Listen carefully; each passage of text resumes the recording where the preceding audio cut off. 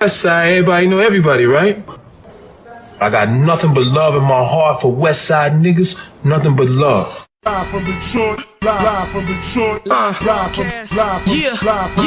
Pink suits with hats to match, big crocodiles and Cadillacs. You looking for the fattest sacks? This is where it's at. Windows tinted, seats fully reclined. Keep the hands on the burner, cause niggas know that it's money on their mind. Yo, what up, though? It's your man Jay Johnson, aka the 10 your hat titan, aka the conspiracy realist, aka the technology snob, Steve Jobs Jr. Don't text with your green bubbles, aka only debate my equals, everybody else I teach. Also known as Juice, because all the hoes say J.U. Ice, Young Caesar, because you know you can't run without me. Mr. If you don't like me, fight me. I got kicked out of Noah's Ark because they couldn't find another animal just like me, aka West Side T'Challa, the new leader of Wakanda. Don't debate me, debate your mama. I am the best there is, the best there was, and the best there ever will be. What up? What up, though? And it's your man Dame going wild, the West Side landlord, the pride of PA, High Chief Dame don't fuck around, the liquor store legend, the corner store conquistador, your mama's favorite Dame, and the David Ruffin of the Shop Talk podcast, because you know who the fuck they came to see, not you, Otis. It's no better than these 4 letters. Thank God for Dame, and if you speaking on Dame, you better say it nice, and if you don't put the boss in front, then bitch, you not saying it right. It's the Honorable Judge Boss Dame and this bitch all rise. I am a motherfucking black belt, and it's time for the Kumite. Let's go. Yo, welcome back. Shop Talk Podcast, episode 481, Independence Day. On you hoes. And yeah, man, that's what it is. What's popping? It's actually Independence Day. Today. It is 4th of July. I am red, white, and fried. We did not plan this podcast off correctly. It's just a weird day for 4th of July to fall on, ain't it? I don't know. Yes and no. I mean, I appreciate 4th of July falling on a Friday, not having to work on a Friday. But man, I was not pacing my day to record Shop Talk Podcast. It didn't really even occur to me that we needed to record until about 4:00 p.m. I'm on my third plate of food at this point. I probably had my second edible, and then somebody sent me something. They was like, "Yo, if you could mention this on the show," and I was like, "The show? What fucking show?" And then I looked at my watch. I said Friday. I said, "God damn, we do gotta record Shop Talk. Maybe I need to slow up." So I immediately cut off all my poor decision making. I said, I got to pull my shit together. I'm still not 100%, but I was like, I got to pull my shit together for Jay because we got a show to do. Man, I tell you, man, this I was off today as well. My uncle hit the family group chat, and he did like this has never ever been done before, but he did like a 4th of July brunch. He just put in a group chat like, "Yo, we cooking on the 4th starting at 11, and we got such and such and such and such." People just start adding stuff. Like, wait, this is different. So I went over there, and I got out there probably about 2:00 because I was just bullshitting around this morning, backing up. I'm trying to get off of these cloud services, so I got I'm backing up shit. I'm just bullshitting around. I get over there and I start drinking. I would, for lack of a better term, I'll call it mimosas, but it was 5 bottles of champagne and some Jack Daniels inside of the orange juice. Okay. But today, though, I had a shoot today because somebody was proposing today, right? And I had that shoot at 5:00. So I'm drinking. I'm like, man, I got this. This probably got to be my last one because I got to be good. So I was good. Oh man, listen though, I might be going viral, dog. Okay, offer something good. Oh man, I might be going viral tomorrow, or I could be viral right now. It's hilarious. It's Care, fun. care to share, or do we have to wait and find out on our own? I mean, I'm gonna share for sure. Okay. So I did a shoot. You know what I'm saying? A proposal. Did the Now, proposal go well? yes, shit happened, but it went well. Okay. This has never happened to me before, but I also don't give a fuck. So the proposal, right? The gentleman, he worked with me. He worked with me. So I come up, Okay. I do the thing. So his girl don't know, of course. He just throwing this big party for the 4th of July. She just think it's gonna be a party for the 4th of July. So it's at a park, whole 9 yards. It's bound houses and it's the works. So Okay. they get her to go leave, or him and her leave, and then they set up, you know what I'm saying, the you know, the arches and the hearts and all the things. Right. They come in. Now, I will say they had trouble setting up the arches. There was trouble setting up the arch. It just wasn't, it was just too much weight. The flowers, you know, it was just. Yeah, I feel you. It is a good idea. The execution. Yeah, it looks great, whole 9 yards. I ended up finding out how they got it up there. So taking pictures, snap, coming through. She walking down the aisle. They got the red carpet, the flower, the whole nice. So of course, people were jumping in the way. They doing them pictures and shit. And he is far left. She is far right. So I can see him, but let me run around and get the other side, right? So I go around to get the other side. You fall, didn't you? No, I knocked the display down. God damn, Jay. So listen. So turns out they had an invisible like fishing wire that they had strung up to something like pulling backwards so it'll stand up straight. Yeah. The wire is invisible. The shit like clothesline me and shit. You feel me? So the shit fall, they push it back up all within like 5 seconds. You know what I'm saying? So I got to this other side. It's funny. You feel me? Because it happened and it could have been horrible, but like it get pushed back up within like 5 seconds. The whole thing kept going. I still got all the pictures, the putting the ring on, whatever. But you know what I'm saying? It's just funny because it's not funny, but it's funny because that could have ruined like the whole thing.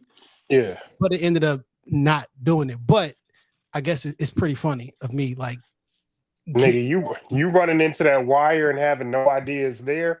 That shit probably blind. She probably clotheslines you. You know what I'm saying? Then you stop and think, I'm like, then you look like, oh shit. Then you just back into, let me get my motherfucking pictures. So this shit is funny, but pictures are still gonna be great. But like that's never happened to me before. I've never been clotheslined by an invisible wire. But had that thing fell a different way and it was destroyed, like there's no coming back from that. Like Just got to get good engaged in pictures. That's all you can do. Yeah, you know what I'm saying? Pictures came out great. You know, niggas is laughing. These are not like my friends. These are niggas though. Oh damn, I can't remember. But so you know, I'm at work, so you know you keep it professional. I want to be like, nigga, shut the fuck up. But but you know what I'm saying? But you know, niggas be how the niggas be negging. But yeah, man, that's wild because that shit I got clotheslined by an invisible wire, dog. I saw the video too. Damn. I saw the video. So then when they found when he was like, oh, now that makes sense. Cause he was like, Jason, I'm like, oh shit. But niggas pushed that bitch up like damn near immediately. So how fast were you moving? I mean, brisk, you know what I'm saying? Because when you snapping pictures, let me just go from point A to point B. Let me run behind because you can't move through the entire crowd because then you will walk through them. You know what I'm saying? Yeah. But it was enough for me to bring that shit. I didn't fall because I'm 208 pounds of man, and that little wire it's not gonna stop me. It will stop that goddamn the heart with the flower. But it popped it back up, took the pictures. They never missed a beat. They turned around for a hot second, turned back around, never missed a beat, boom, boom, boom. And then, you do all the pictures and afterwards and everything. So turned out cool. I still got paid because Hey man, congratulations to the couple. yeah, for Uh, sure. hopefully Tomorrow's gonna God, be funny at work. it definitely will be. Definitely will be. It's a God very bless it. God yeah, bless them in their future union, man. A yeah. man that finds a wife finds a good thing and obtains favor with the Lord. You don't get the favor till you find a wife. But if you find her, you gotta keep her. Because You at it least don't got say anything about that. I you at mean, least got to marry her. at one point you found a wife. Don't you? Do you continue to keep favor? No, no, my nigga, no. It stopped. It stopped. And I will honestly say, when I was married, nigga, some of the best things that ever happened to me in my life came either directly or indirectly from being married. Mm, When that shit stopped, the faucet turned the fuck off. mm. Well, my faucet is on July, August, September, October, November. This is my time to shine. I need to turn up during these 5 months because Lord knows I need it. Yeah, that shit stopped for me. Yeah. Uh How was your week, my brother? well, two things I wanted to touch on. I didn't speak on it last week, but I'm moving forward again with trying to get on the kidney transplant list. The thing about open heart surgery has come up again. And I remember you played the clip about it from about 2 years ago. And I said this time I'm done fighting it. If they say I gotta have it, I'm just gonna schedule it, knock it on out, and let's just get it done. And then I can move forward with the kidney transplant list. Yeah. I can't keep coming to the same barrier. Either we're gonna do it now and that's it. Yeah. So I've decided that I'm not fighting against that shit no more because that's the thing that's keeping me from the transplant list. And then my doctor said something that kind of, it ain't pissed me off, but he was like, I mean, if you don't want to do the transplant, he's like, kidney surgery really elective. He's like, you can stay on dialysis for the rest of your life. And I was like, nah, I'm not cool with that being the option Yeah. either.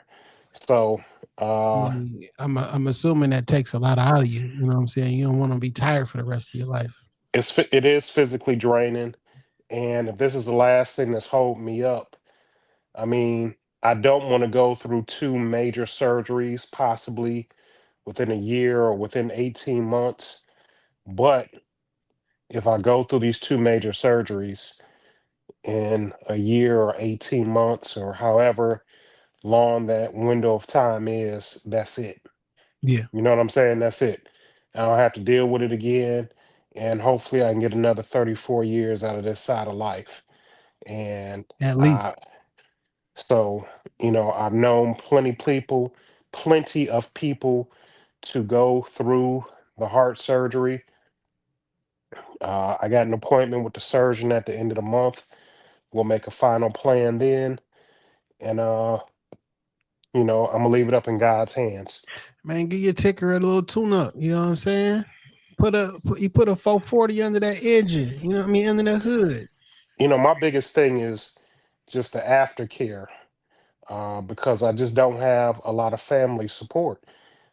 But I got friends and people who want to treat me like family and people that love me, and I'm gonna rely heavily on them and just pray. I just feel like if God is bringing this to me again, clearly He needs for me to do it, and I need to listen. And then clearly there is a plan in place. Yeah. I really have to exercise my faith and just follow along with it. My son went me, excuse me, to the appointments because I didn't want my kids to be in the dark. Mm-hmm. And I think it was eye opening for him to see, all right, this is exactly where my health is. These are the steps that I need to take. I'm faithful that nothing is going to happen, but God forbid there is any type of hiccup or issue, he knows. Yeah. And he know everything. He got paperwork. He left with paperwork himself. Nothing is hidden from him. So I got that out the way. Second part of this week, Tuesday morning, I got a devastating call. I was sitting in treatment, and Chris P, Motor City Peach, reached out to me and shared with me the news that our homie from Sound Off Sunday, founder of Sound Off Sunday and Tampon Palooza, Kenneth Brass Hole, had left us to go be with the Lord. Mm. She did give me some details of his passing, but I don't know if the family has shared it, and I'm not going to be the one to share that man's information. All I do know is that Ken is no longer with us. He leaves behind three children, his mother, uh, and just a slew and a bevy of people throughout the city of Detroit who have, number one, have benefited from that stage from Sound Off Sunday, who've been able to express their craft, uh, have an outlet to perform. Because when you're an artist, one of the biggest things is having somewhere to perform that song or that art. You can do it in your bedroom all day long, but you need to be out there in front of people to see the reaction, see what you maybe need to tweak with the music. And Also, man, but besides the music and Sound Up Sundays, Tampon Palooza has been going on for 10 uh, years. 10 years, and like getting those feminine hygiene products and socks and things of that nature are directly impacting um, the less fortunate, either for the moment or for a long time frame, directly. And that's just because he thought, this is an underserved community, and I just want to do something, and I want to do something right now, and then did it for 10 years. I mean, it's been an absolute pleasure um, to be a part of that, for the last few years.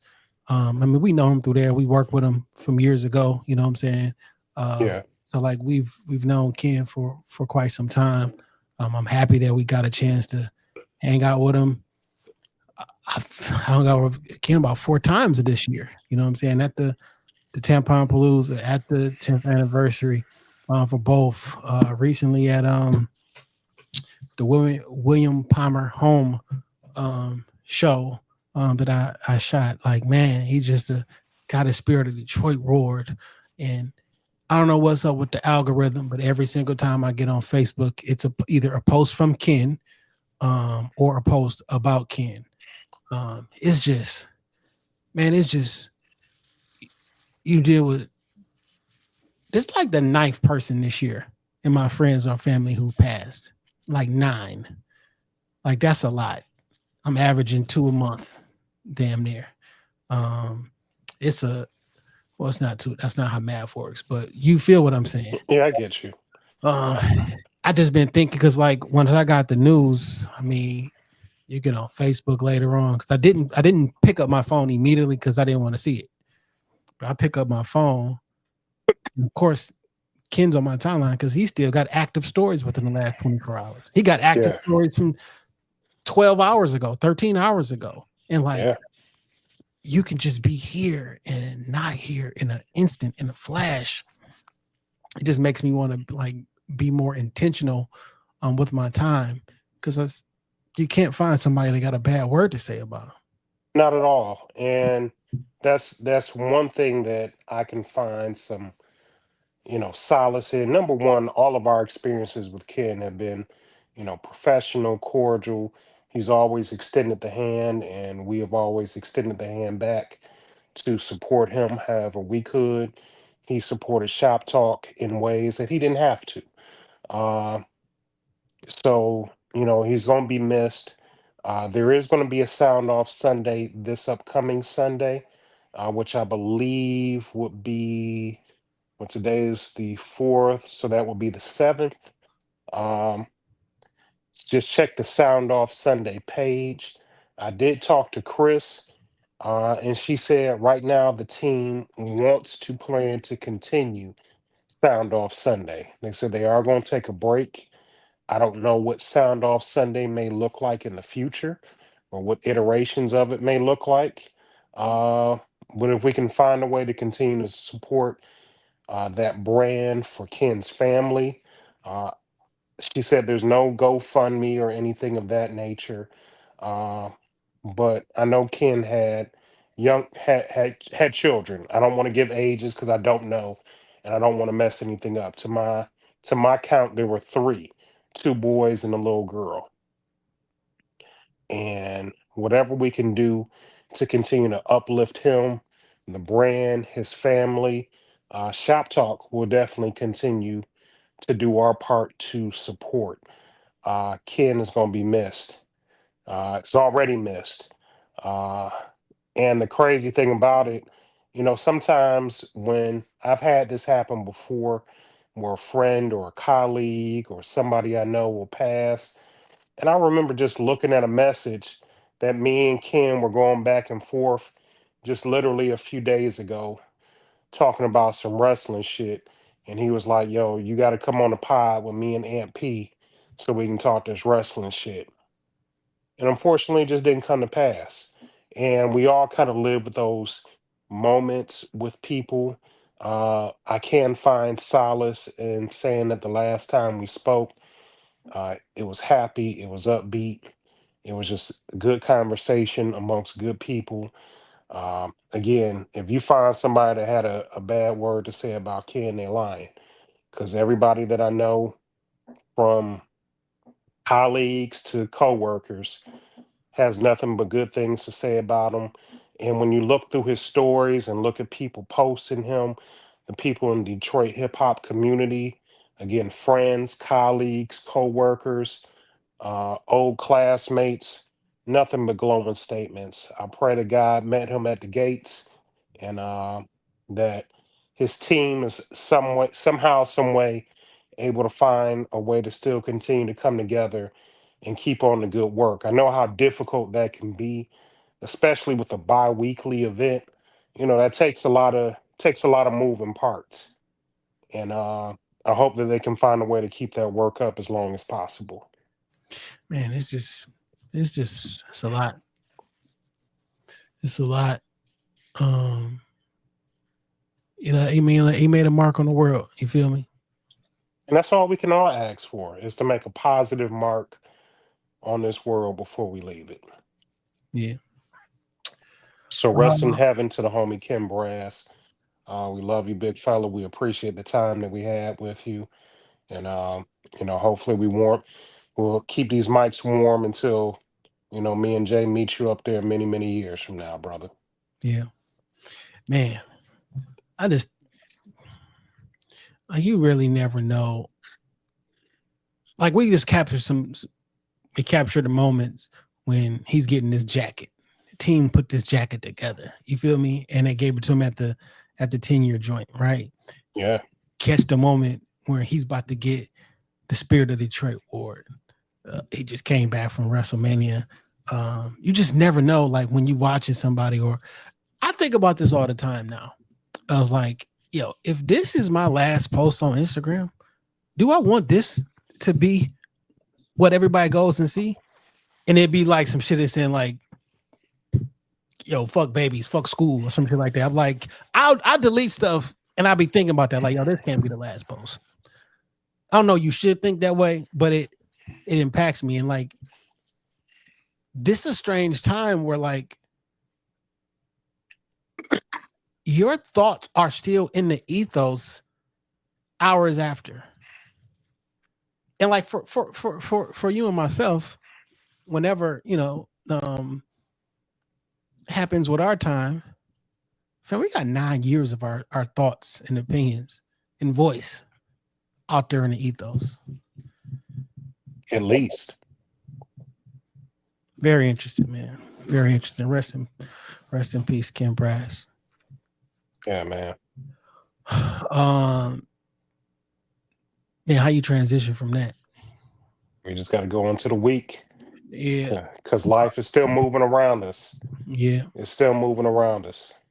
Earlier this week, we got together with the team of the Work on Sunday crew and did a little private listening session. There's going to be a number of them, but this was just the folks who worked on the album to hear it sequence, how Rick wanted it sequence, and found out, because there's so many songs. There's probably enough songs for like 5 albums.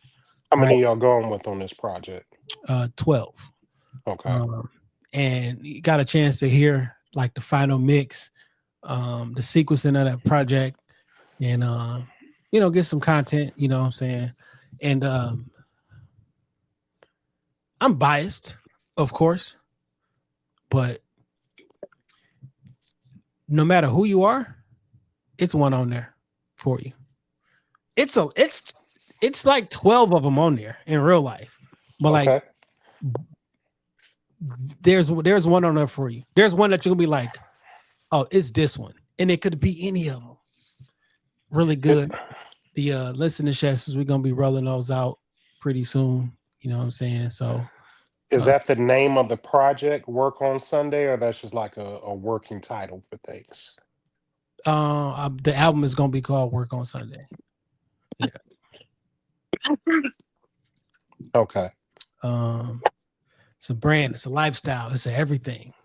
You feel me? Now I saw that you shot the trailer, Work on Sunday. Were you able to you put those letters in there like that on your iPhone? On my computer. Oh, okay. No, I just thought it was real dope. I was like, I know you did everything. Yeah. But Well, sometimes you low key probably do that shit on my iPad through Final Cut. I use Final Cut. But you can probably low key, you probably can do that shit on your iPhone via Final Cut, but I use Final Cut on the computer. Okay.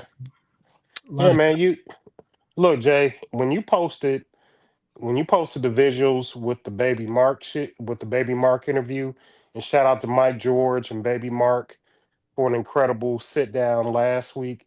When you posted them visuals, I was like, God damn, that shit crispy as fuck.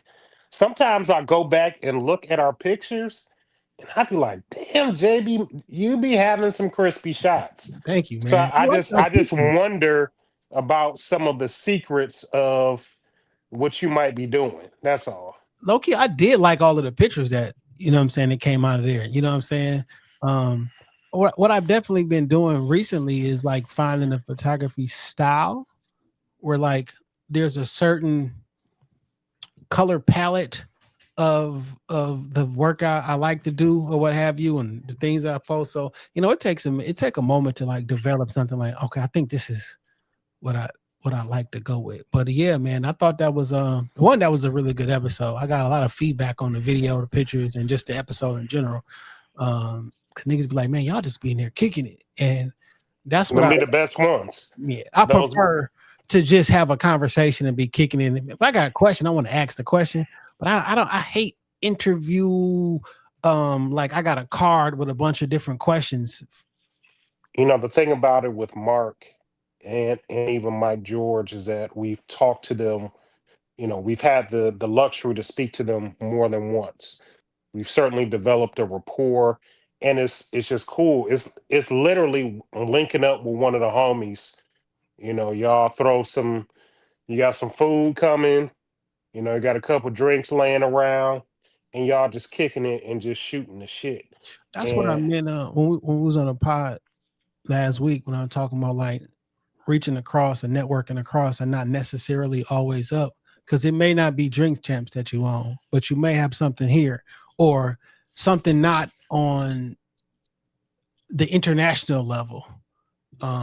And for podcasters as well, like people want to, I want to be on Black Effect or I want to do this. You're gonna get there for sure. But or you and your homies may be the next industry. You know what I'm saying? Like absolutely. When it's me or Rick or Curve or Name Tag or the Twins or whoever that we parlay with often, you fuck around, look up like, yo, these are the leaders in all these things, but these are my friends. Yeah. So it's like I kind of want to come up with the people that I already do business with versus linking with somebody else and being a part of their wave, which ain't nothing wrong with that, by the way. But that's why I always make sure that when it comes to people in our circle, I always make sure that I promote them as well, because I want to rep my dog shit like it's mine. I may not talk to Barry every day, but I know when he's shooting up at the neighborhood grocery, For that's sure. two birds with one stone. The homie Raphael, and shout out to Raphael who sent me like a 10-pound watermelon from the neighborhood grocery store. Delicious. Man, I I've almost, eaten I've eaten a piece of this bitch every day this week, and I've only probably cracked just a little bit over half. man, Delicious. I almost went up there on Wednesday to grab one. I was somewhere towards the east. I'm like, I should go pull up at the grocery store. And somebody called me. I end up having to come back. Um, Speeded, full of flavor. Uh, but you know what I think. So Barry is amazing, actually, and Gotta Eat is amazing. It's shot perfect. Um, like Barry is the industry. Like yeah, I don't have to go to what. Remember what's that company we wanted to fuck with that had Jesus and Mero had Fat White Boy Vice. Vice. Well, Yeah, I don't want to have to go to Vice. I'd rather work independently with what we doing. I'd rather work with the Powerful Content Company. I'd rather work with Barry. You feel me? And I feel honored when creatives send me stuff to look at prior to them pushing and say, I want your eyes on there. Can you take a look at this? And I do that as well. Like, yo, can you take a look at this, dog? What you I'll shoot some shit to James because James gonna hit you with the technical shit. Like, well, yo, look, shout out to James who had hit me up just out the blue a few weeks ago, and he was like, "Look, I'm gonna just start reaching out to people," and he was like, "Man, I just wanted to call and check on you," James is and a good guy, man. he is, He's a and good it's human. and it just caught me. There's never been no beef or no discord. We just don't talk that often. And he was like, "Man, I just reaching out just to check on you, just to get a temperature check and see how you were." And I really appreciate that from James. I also want to shout out to Glambot because she had did the same thing a few weeks ago, just reaching out just to check on a Yeah, nigga and making sure I somebody was told me to good. tell you hi, Tamika, an old coworker. Edwards, Yeah, she like tell DB I said what's up. that was my girl, man. I love Tamika. I posted a picture on. I don't post a bunch pictures on Facebook. Okay, I just realized that I only posted my stories, right? yeah, For the most part, I don't have like a lot of posts on my main page, and then when the main page is usually like a video or something, so I don't have like pictures of myself. And I was in my mind and my feelings this week or the last months because my aunt's memorial service is gonna be this coming Saturday, so that's been on my mind. Whatever it's like, and whenever anything like that happens, people go for pictures, right? yeah, And I'd be like, I don't have a lot of pictures of. I have like a clip or video of us, but like I don't have like pictures of myself because I'm always the one taking the pictures. You know yeah. what I'm saying? And scary and a spooky feeling is when pictures that I've taken of my friends and family end up on that. I'm glad I feel like I've changed, or like I'm a part of holding on to someone's something forever. Photography, Yeah. it's internally fulfilling because I love when I see my photos as someone's profile picture.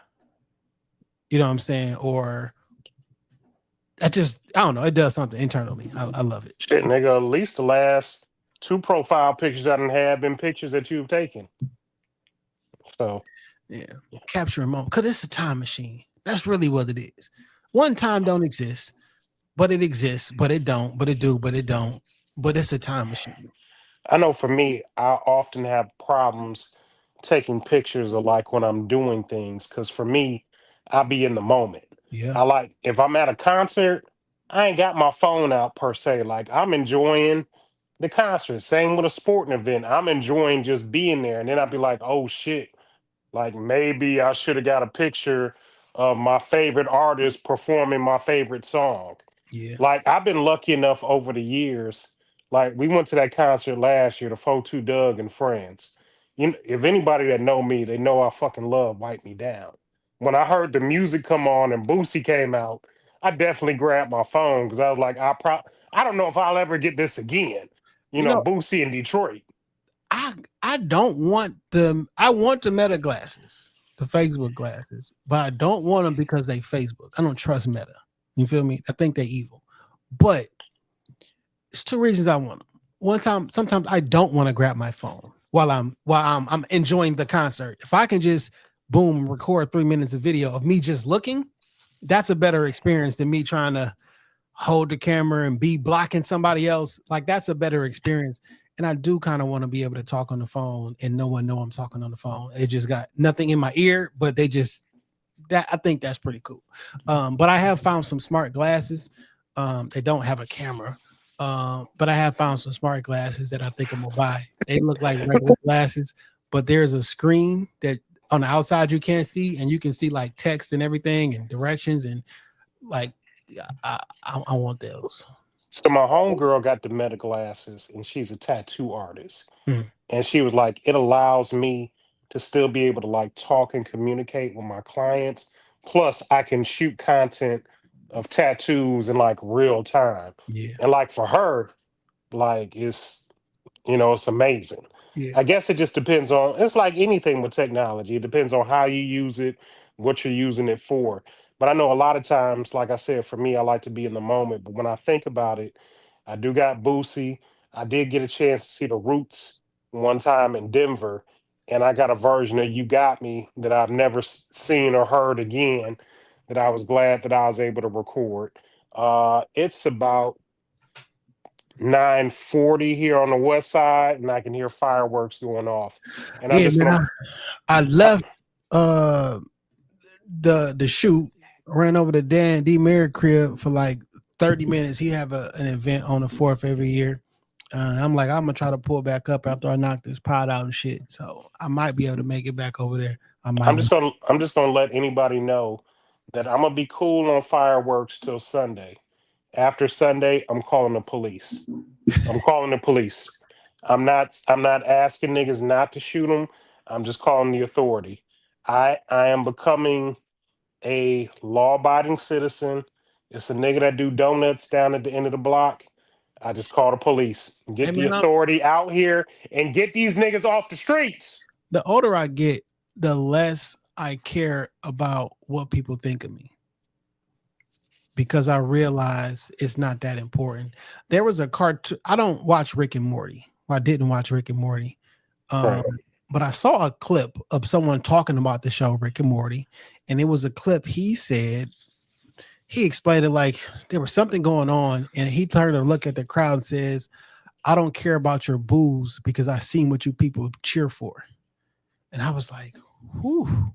So I started watching. That's a bar. So I went on. A bar. I went on HBO. That's where it's on. I thought this was just like a cartoon. No, this is on HBO Max. So I found it and I started watching every episode until I found that episode. Now I understand, because like I see what you cheer for. So you thinking negatively of me, it don't mean nothing to me. I see what you booing me, and I see what you cheer for. The boo is good. You feel me? People will literally cheer for anything. Anything. Stupidity. Stupidity. So what I mean by that is you're not getting old, you're not getting cranky when things are going on that you genuinely don't like. Before, you might not say nothing because I'm gonna keep the status quo. No, that's fucking stupid, and you should probably stop. I'm calling the cops. Cause fuck is you doing, my nigga? I've been feeling like this recently, and today is Independence Day, so I'm gonna get into it. I've been wanting to say this shit for a number of years, and I've been wanting to say this one particular topic I want to talk to you about for a couple of weeks, but it's never been the right time because we've always had something that we were talking about. So today is Independence Day, and I don't care what you niggas say, you are American as fuck. You American as fuck. It's like, when I mean that, it's like when you from the hood and you call somebody bougie, that's what you are to the rest of the world. You American as fuck. I don't give a fuck how many cute memes that you say. You love this country and you love it here, and you would not ever, under any circumstances, go live anywhere else. You are fronting for the internet because it makes you feel good about yourself to say nice things. And you think you are virtuous when you say something about the corrupt system and all that shit. My nigga, you love it here. You love it. I would have to agree with you completely. Because niggas be as American as apple pie.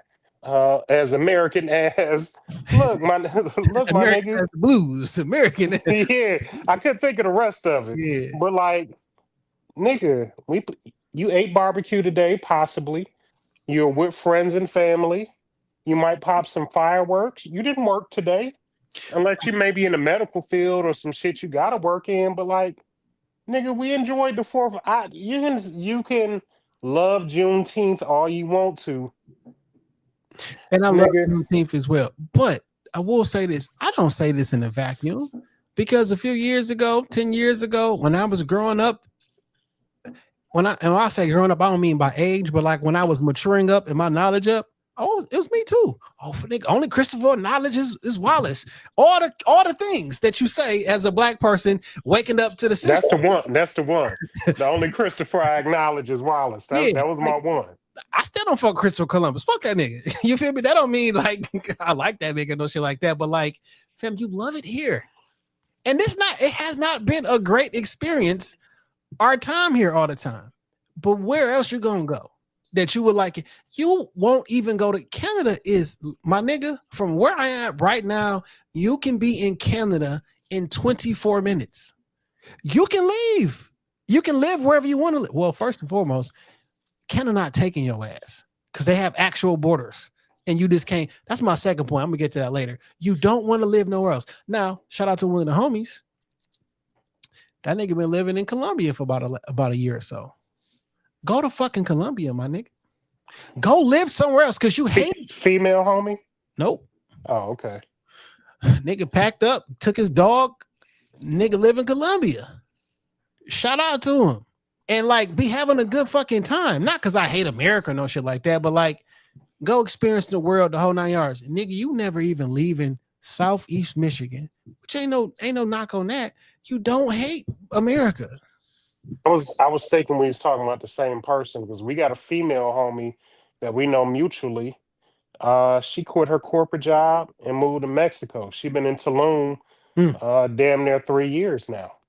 I asked let me see if it's still up. I was talking to ChatGPT. Oh, here it go. I was like, what's the average rent in Colombia? Well, first I said, what's the exchange rate?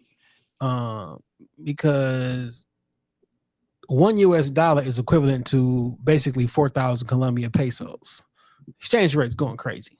So I was like, what's the average rent in Colombia? And they gave me a couple different, like it's a big depends, whatever. And if you live in the city, it's like 1.5 million to 2.5 million pesos a month for a 1-bedroom apartment in the little downtown metropolis area. And I was like, well, how much is that in American dollars? Roughly $350. Move, nigga. Yeah. Cause like if I work from home, $350. Colombia, I'm out. And that's not they said that if that's in Medellin, Bogota, and or Cali. Those are like 3 cities, right? Not if you're in the outskirts. The city area, $350, nigga? $350? Well, 1.5 million pesos? Just talk to me in American money. $350.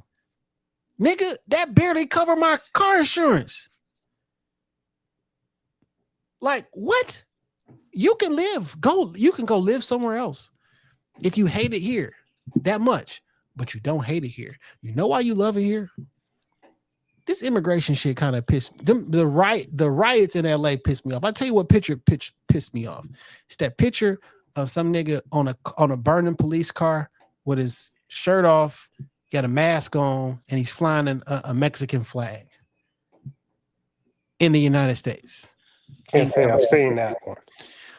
And it burns me because this is such a privilege. That's why America's so fucking American. You have the right to complain and complain loudly, You got the right to complain loudly, complain violently, complain disrespectfully, and we gonna respect it because this is some of freedoms that you afforded here. Go ahead and go to Colombia though, or go to Mexico, or go to the Congo, or go to Tanzania. Shit, go somewhere else. Go to China. Get the complaining over there. Go to Iran. You know what happens? You know if you protest in Iran, they shoot you. They can stone you, they can shoot you, they can murder you, or they can maim you. We don't deal with no shit like that, man. Nigga, murder and maim being part of the options. Because if they throw murder out there, you probably hoping to be maimed. For sure. I want to let me see if I got this video. I didn't had this video on my phone for a while. Oh, here we go. I'm gonna send it to myself so I can play it. Cause I just think y'all niggas are just out of your fucking mind. But now that we on this, talk to me about what you think about this migrant crisis that we've been dealing with. I'll be honest, man. I don't feel warm and fuzzy about it. I know that we can't just let anybody into the borders. Mm-hmm. I don't like ICE picking up kids at school and you know what I'm saying, like picking up families at church. Like I don't like that shit. I don't like people being separated from their kids and their family. Motherfuckers don't know where their kids at. You know, I don't like that aspect of it. Do I believe there should be some order around it? Absolutely. But you know, a lot of the damage has been done, and like just running down on good folks while they shit at work, at the grocery store. I don't like the optics of that shit. I don't like it. I don't like that shit. I get you. Let me ask, do you believe in squatters' rights? Hell no. Fuck them niggas. If you squatting in my house, and sometimes that shit take. Look, I ain't gonna go into the whole story, but I know somebody dealing with some squatter shit right now in their grandma house. These motherfuckers just moved up into his grandma house and they've been there for like 4 years. He hasn't seen the inside of his grandparents' house in 4 years. Now, look, I'll stop you right there before you even finish the story, right? Mm-hmm. So they done moved inside of the house for the last 4 years. I'm assuming they probably keep their grass cut and the house look nice. The squatters? Yeah. No. Well, let's just say this. Let's say that the squatters moved in, they took over for 4 years, but they kept the grass cut and they kept the house and lawn manicured. Would you feel better about it? No. So, you mean to tell me the squatters inside of the house, well, they was like, but look, man, we keep the grass cut. We didn't help the property value over here grow. Like, I know what you're doing. I know what you're doing. It should be straight, right? No, it's not your house. I need my shit. You got to go. I don't care where you live at. You gotta go. Yeah. Now, that's how I feel about this immigration crisis that we going on. Like, I get it. You've been over here. You've been paying your taxes, being a good citizen, but this not your. You don't belong here. You gotta go. You gotta go. You gotta go somewhere else. Yeah, like that's just how. What do you want? So it's like I was talking to my pops and my family earlier today. It's like, okay, let's say somebody's squatting in his grandma's house, right? And he stays there, and they there for 8 years, right? And the mama or the father, whoever there, they were the moms. Moms dies, and the children who've been living there, they take over the house. Like I was a kid. This our house, even though it's not. And they were like, well, shit, mama gone. She left me the house when she passed, so I'm gonna continue. And when I come out here, your man's like, yo, this is my grandma's house. Y'all gotta go. She like, well, no, it wasn't my fault. It was my mom. I didn't know that she didn't steal the house. You still gotta get out my fucking grandma's house, my nigga. Like there is no other option. Or I guess you can just have it. Do I just leave you there? No, you gotta go. Because that's the situation here. Now, I wish there was some middle ground, right? But like, what is it? Like my people that have been here 30 years. Fam, you ain't find no paperwork in 30 years. I get shit was busy. You feel? I get shit was going on. It was hectic in your life. 30 years? I know somebody in that situation right now. His dad started a business here. He's been tax paying citizen in America for 40 years. But ICE is looking for that nigga. They looking for him. They want him out of the country. I want my grandma's house back. Cause it wasn't supposed to be yours.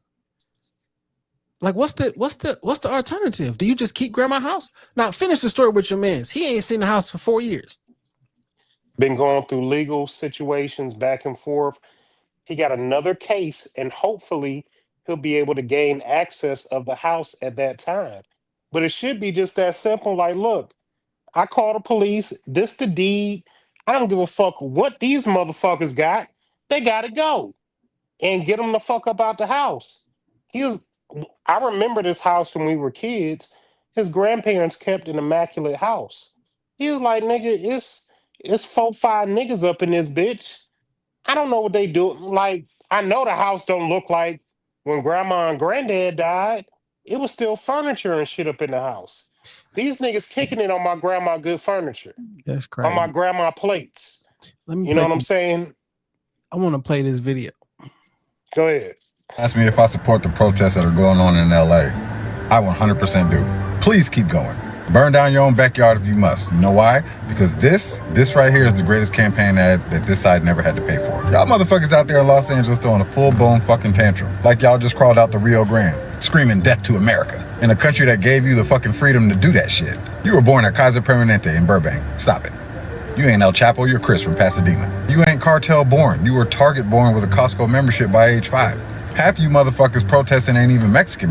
You're American with Mexican heritage. And a tattoo of the Virgin Mary you got on a Vegas bender. Don't get it twisted, I respect the heritage.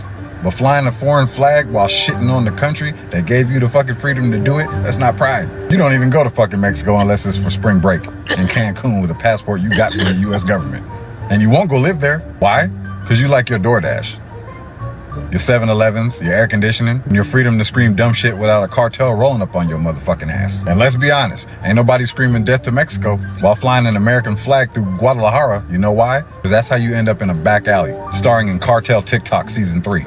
Meanwhile, the rest of America is sitting back watching you block freeways during rush hour, destroying businesses, wearing $300 fucking Jordans, screaming about injustice, in the city with the most social programs and diversity hires in the fucking country. Y'all are the political version of throwing a Molotov cocktail at a fucking Prius because you're mad about gas prices. So listen, I'm not mad you're passionate.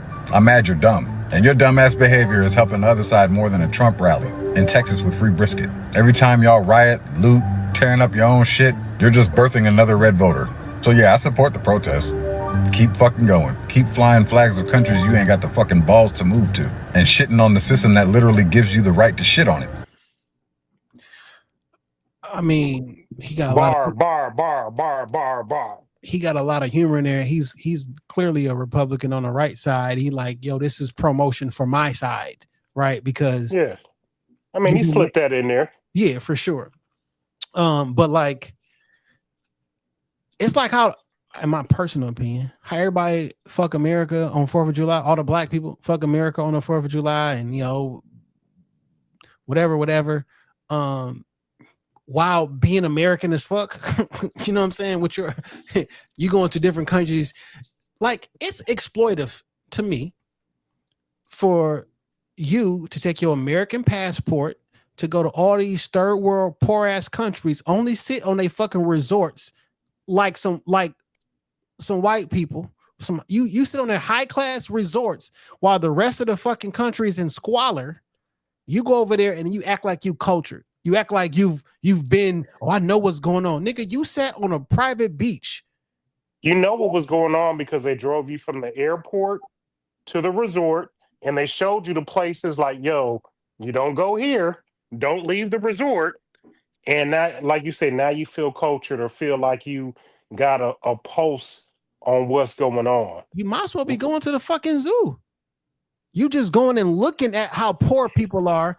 Then we're gonna go to the back to resorts. Let's go into town and get the authentic. You went in town, went to a restaurant, you got a souvenir, and you took your ass back to the private beach.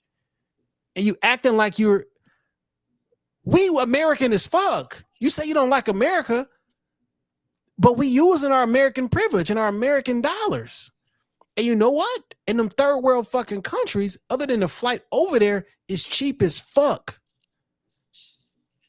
Because $1 is 4,000 pesos.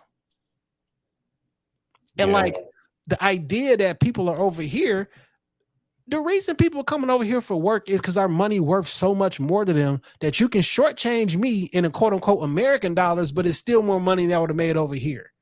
So and you got a border that's open. Why the fuck would I not come over here and get some money? If I can go over to Canada and make 5 to 6 times more doing the same job, why the fuck would I be over here? If Canada's money was worth more than us, and for us, me going over and having a job means I make more money in my currency, why the fuck would I not go to Canada and get a job? Especially if I knew all I had to do was go in a little tunnel or some shit like that. I'll be over there racking up. Niggas come over here. Some of them just like tired of living in an occupied country. And I get that because the fucking cartel owns the entire country. So you want to come over here when we got some semblance of law and order, use this system. But when the law and order comes to you, it's like, no, don't do this. You're wrong. You've been to jail a few times, right? All right. Nice segue. Yes, I have. Did they call and find out where your kids was at? No.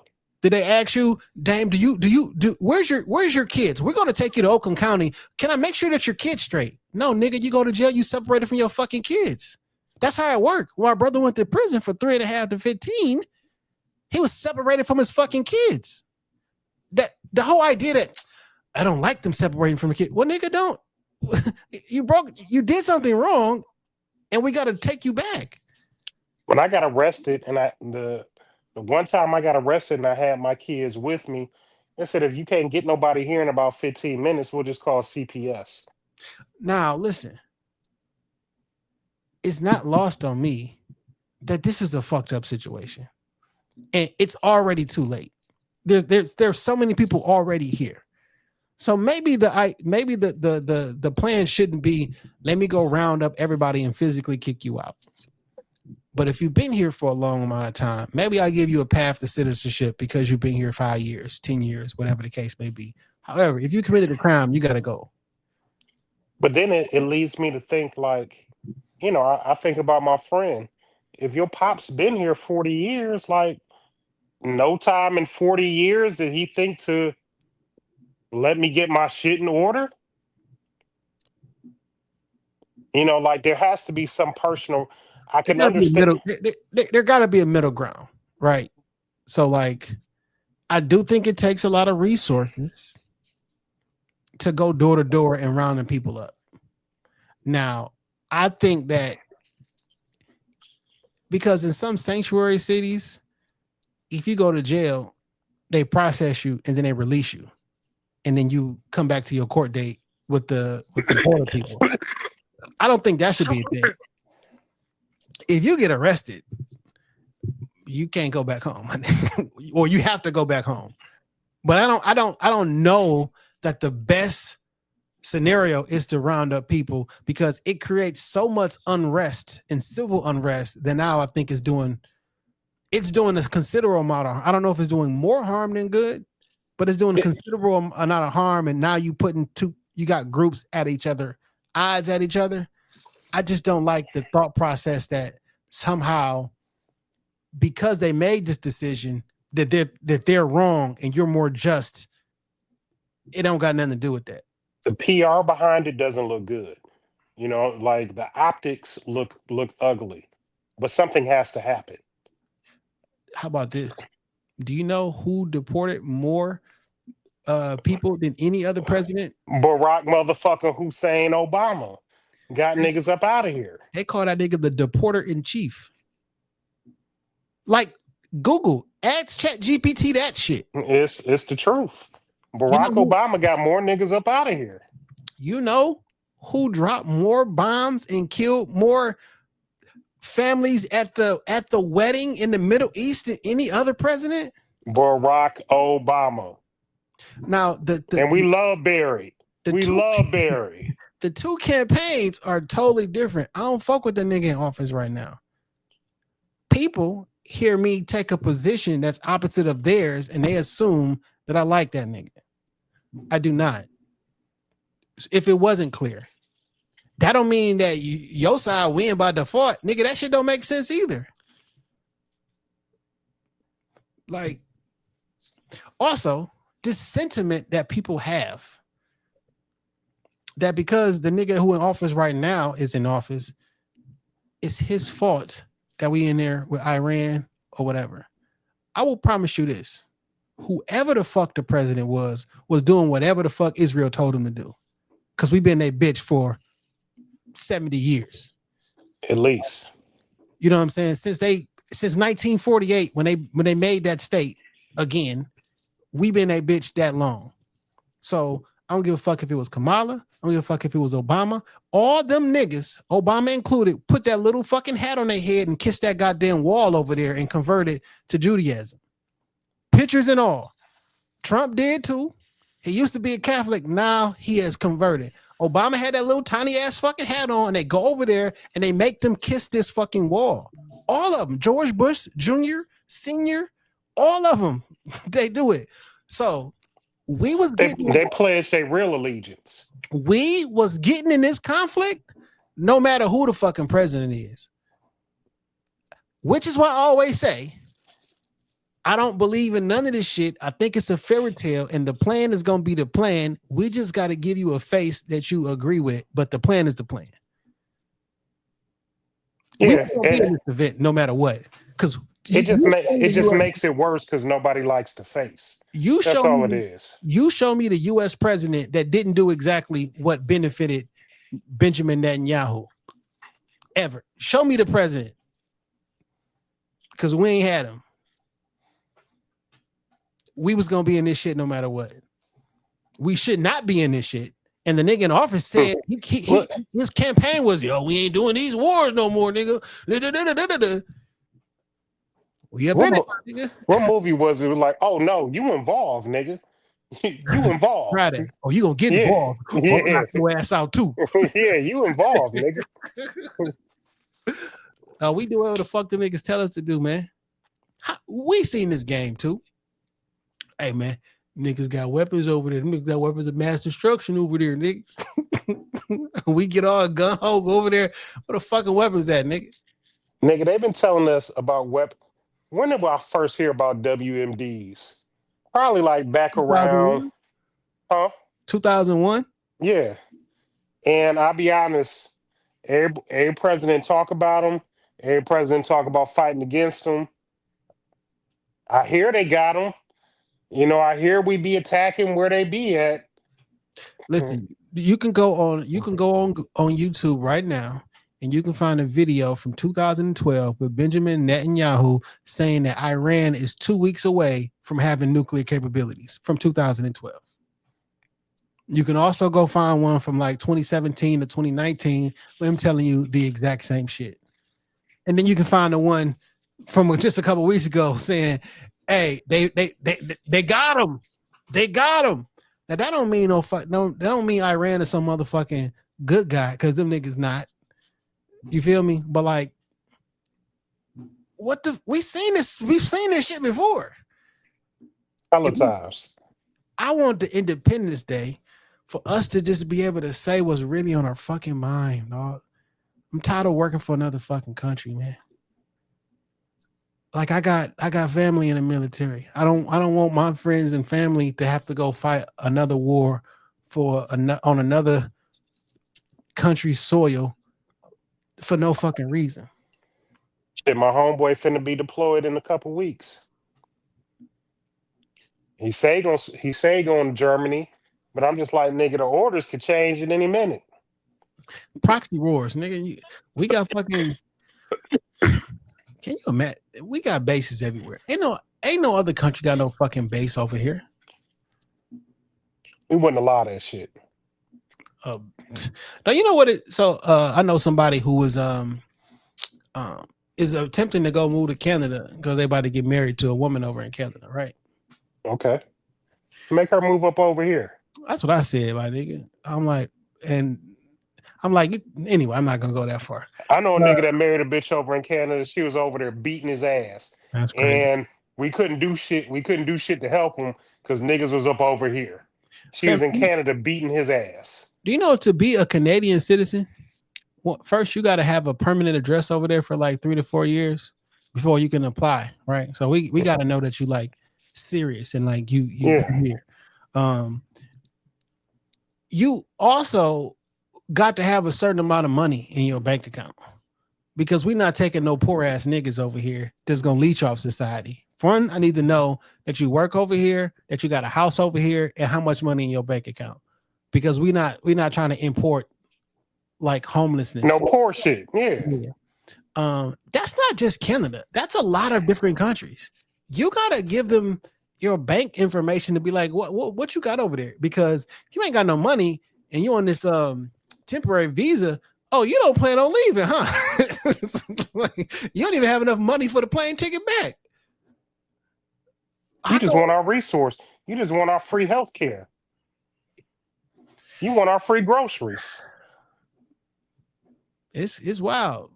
Yeah, my niggas up over in Canada with an abusive ass wife, beating his ass.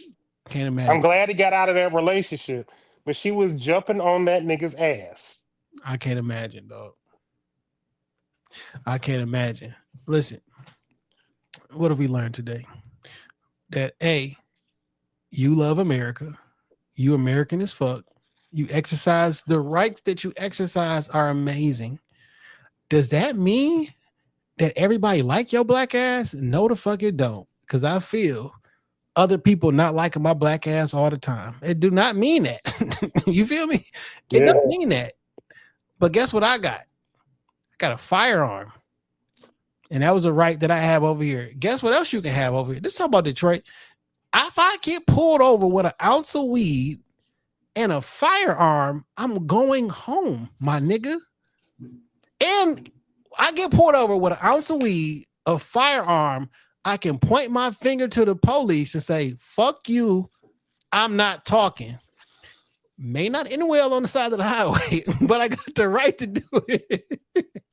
He might beat the fuck out you, right? Yeah. How about this? Listen. How about he could beat the fuck out you because who you talking to? It don't have to be a black Detroit cop. Cause like, nigga, who you talking to? I'll beat your ass, bad or not. And then he'd be like, he was going for his gun. So that could turn into a whole nother story. How about this? Just try and go home with your weed and your firearm. But yes, we do have that right here, especially right here in Michigan. Oh, here's a better example. I can go to a protest, talk shit to police in their face all fucking day. Fuck you, crumping in front. The niggas be yo. 2020 was a scary place, dog. The pandemic was crazy. Niggas is crumping in front of the police. Fuck you, fuck you, fuck you. All that shit. Then get in my car with my gun and my weed and go home. And niggas is sitting here talking about like, man, this the fucking we back in slavery. No, you're not putting enough respect on slavery's name because that's not exactly the same, my nigga. Hey, my nigga, I kind of stumbled on 12 Years a Slave the other day, and I watched it again. We not in slavery. They was doing my nigga Solomon Northrop wrong. We not in that. But guess what though? Solomon was outside without his papers. That nigga was a college professor on the other side of the country with a family, a car, and a house. I mean, with a wife. He was a college professor. While that shit was going on up north, niggas just going about their life. Yeah. The nigga had money. He had a family, he had a wife. Nigga was teaching college. 2 kids.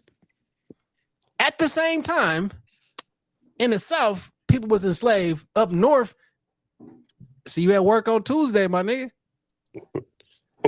I don't know what's going on with those niggers down there. I'm good. To, visually see only. I do not want to be in this time frame. I want to see what the fuck was going on for real.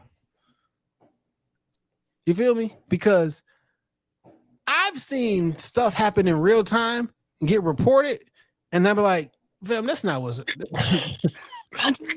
like, that's not what's happening. I see how y'all spend it. I mean, let them tell it. Kobe Bryant was like, I'm not going that way. I hate when niggas do him with Kobe now. Like he wasn't a top 3 all-time NBA player. Kobe Bryant was the best two guard in the league since 1999. It's a lot of revisionist history. Yeah. And niggas do this shit a lot. They do it with rappers. You know, Big Sean get a lot of hate, and I don't understand where some of that shit comes from. Because I was there singing them same songs. Yeah. I didn't fuck with you neither. You know what I'm saying? Like, I was there for a lot of that shit. Now maybe you don't like some of the new music, but like them good music days, nigga, I ran home to see Go Get You Some on 106 in Park because I heard he had a video. Put some respect on Sean name. Put some respect on Wale name. Put some respect on these niggas' names because I was outside. I saw it happening. When niggas talk about Eminem and like, don't nobody listen to him. Hey, my nigga, I went to the Up in Smoke tour. I was there when Forgot About Dre actually dropped. I was in I was in motherfucking St. Andrews. Monthly Spotify listeners does Eminem have? As of July 2025, Eminem has approximately 71.6 million monthly listeners on Spotify. Numbers don't lie. Numbers don't lie. 1 million? Now, for context, we was making fun at Jim Jones with his 800,000 to Nas's 9 million. And we were saying like, yo, 9 million people go and listen to Nas every fucking month from Spotify only. Eminem has 71 million users, not minutes. Users, you can say, and we've been critical of him on this pod, right? 71. Clearly, somebody listening to that shit. It's a lot of niggas that still like Mom's spaghetti. Eminem's monthly Spotify listeners are indeed very high at around 71 million. It definitely shows how much of an impact he still has in the music world and how many people are still engaging with his music. It's quite impressive. It is. I didn't realize that ChatGPT was still fucking listening to me. But 71 million? Put some respect on his name. His streaming numbers alone, Jim Jones has never had 71 million streams. It's like, he has never had 71 million. He hasn't. What hasn't. What are we talking about? Like revisionist history. I know that Eminem dropped a classic, then dropped the classic, and then dropped the classic. 1, 2, 3. We was talking about 3 album runs earlier today, right? Yeah. Why we ain't say Eminem? I don't know. Because he probably got the 3 greatest. Sales wise, numbers wise, metric wise. Look, man, I saw all the MTV specials about Eminem. I saw all the MTV specials. I listened to the music. I sat in the 3rd row at the Up in Smoke tour because I was an intern at WJLB. I saw the entire concert. I saw the impact of Eminem. You niggas lied. You're lying. You're a liar and you're lying. I was there. I still have an Up in Smoke t-shirt somewhere around here. I was there. Like, I was literally there. So I don't want to hear it. Now, you may not like, some of this other newer music, it's hit or miss for me. I'm pretty sure they still listening to that too, though. But when he got on that song with Big Sean and Baby Tron and was talking about how Melly Mel was disrespecting him And niggas was like he shouldn't say nothing back because he a legend. And he said, nigga, so the fuck am I. So the fuck am I. So put some respect on that shit. And is. Yeah. Not allowed to allow losers to rewrite history. I don't say any of these things if my name is not breached by these people on your platform. Winners are not allowed to allow losers to rewrite history. And that's just it. You can't rewrite the history, my nigga. Nigga, diamond plaques. Does your favorite rapper has a diamond plaque? All right, shut the fuck up, bitch ass nigga. More tacos for me, yo, bitch ass nigga. I'm saying more tacos for me, bitch ass nigga. For sure. It's just how it is. I'm not living nowhere else. You love being here too. And my nigga, on another note, I can't leave the country. I can't go into Canada. I've been banned from that motherfucker for about 20 years. I can't go if I wanted to. My kids was asking me like, Dad, what if the war happened? We can go into Canada. No, you motherfuckers might be able to get into Canada. Dad, I'm here on the west side. I'm gonna hunker down in this bitch. Why y'all think I'll be safe in Canada? I don't know. They kids. They don't know shit. They don't know shit. Let me go where there ain't no guns at. But all I told them is Dad will be on the west side with the dog. It's gonna be me here and a couple guns, and niggas gonna have to pull me up out this bitch. What did Jay-Z say? It's just us and the guns. Yeah, I can't go to Canada even if I wanted to. I will say this, dog. Get out. That's talking to Umar. He know what time it is. I will say this. America is not ready for a war on American soil. You feel me? We're not ready. However, we can get ready real quick. And I don't know that I think we fail to realize that other countries are not as big as America. We got 370 million people here. And there are more guns here than people. And in other places in the world, it's not like that. Are there guns in other places? Yes. Not more than people, though. So, like, forget the fact that we got a big-ass, strong, and dangerous army, but even the people here have guns. And I don't know that you would want to fight that because you're outnumbered, period. You outnumbered. Now, the war, if it was ever on this side, it'd probably be some attacks because we just want to cause terror. We want to cause chaos. But like a straight up like fight, we got too many people here and we all got guns. And whether you down for the cause or not, when a fucking tank roll up your fucking street, nigga, you on this team. This the side that you on. Because you on the side where when the niggas is shooting at you, you're not on that team. Yeah. You on the other side. And you on some self-preservation shit. Just like all these other countries who didn't grew up knowing that America has bombed their entire family, nigga, they on that side. Fuck all that other shit. You niggas put on your Nike Tech swoops and pull down that Pooh Shiesty mask and take your ass outside. Nigga, hand out them switches. You feel me? Y'all need to hand out switches for everybody, nigga. That's the American war uniform.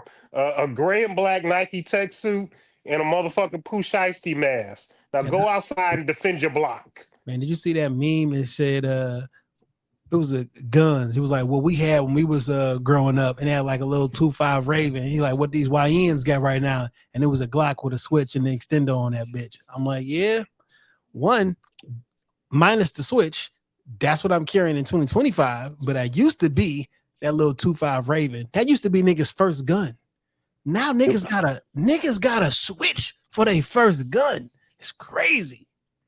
Yeah, nigga, first gun be a AR-15. Yeah, man. Whose man's is this for this week? It's very unfortunate. It's not even like a jokey joke situation. I saw I'm not familiar with this rapper. I'm not familiar with this young lady. But unfortunately I became familiar with her name this week. and she was having an album release party of some sort. Mellow. And then there was a Mellow Brooks. There was a drive-by where her child's father, two of her siblings, and like it was like four of her people. Matter of fact, I don't want to mess this up. Let me read it specifically. This is just like absolutely horrible. So the post says, imagine being the hottest female Chicago rapper and you worked so hard for so many years on your craft. Imagine your loved ones coming out to support you on your new album and release party. Downtown Chicago, filled with nothing but great vibes, smiles, laughter, good food while enjoying your new music. Imagine in the blink of an eye, something goes left and bullets start flying, killing your boyfriend, your brother, and two sisters. Like, what the fuck is going on? Like, what the fuck is going on? Like, you open fire at a crowd? I can't even imagine. Man. What I can't even, no words. I'm lost for words.